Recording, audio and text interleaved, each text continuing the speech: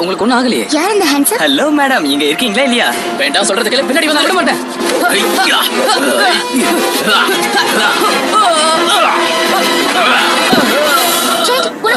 என்னோட பேர் உங்களுக்கு எப்படி தெரியும்? இங்க ஏதோ வித்தியாசமா நடந்துகிட்டு இருக்கு. நான் பண்றது எல்லாமே எதிர்காலத்துல மக்கள் நல்லா இருக்கணும்ன்ற ஒரே எண்ணத்துல தான் இருக்குன்னு நம்ம கண்டுபிடிச்சாகணும். இது என்னது?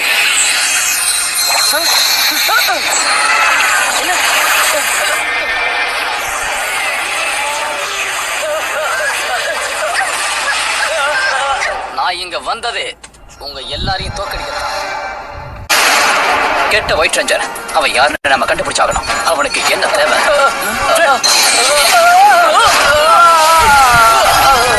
கேளு, இந்த ஒயிட் ரேஞ்சர் நம்மளோட இவங்களோட எனர்ஜி எல்லாம் வச்சு டைனோசரோட முட்டையை ஆக்டிவேட் பண்ண போறாங்க.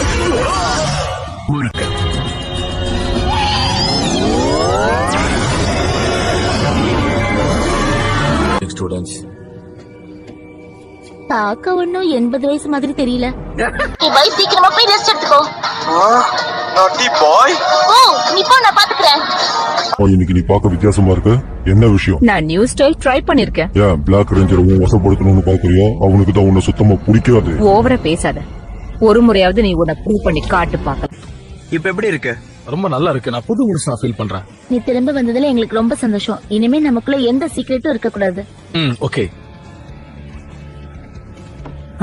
எந்த சீக்கிரட்டும் இல்ல. உங்களை பத்தி எந்த சொல்ல மாட்டேன். இது மேல தானே.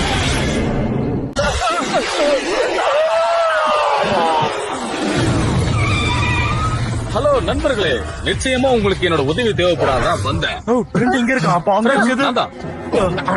நீங்க எல்லாம் ஒன்னா சேர்ந்து நினைச்சு சந்தோஷப்பட்டுக்குங்க. ஆனா அது ரொம்ப நேரத்துக்கு நீடிக்காது.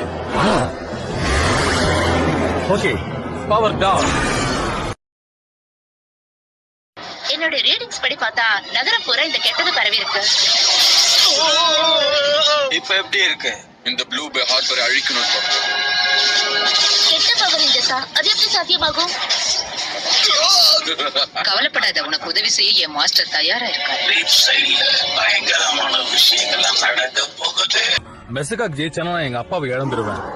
மெசகாக்க நம்ம தோக்கடிச்சு ஆகணும் என்ன நடந்தாலும்.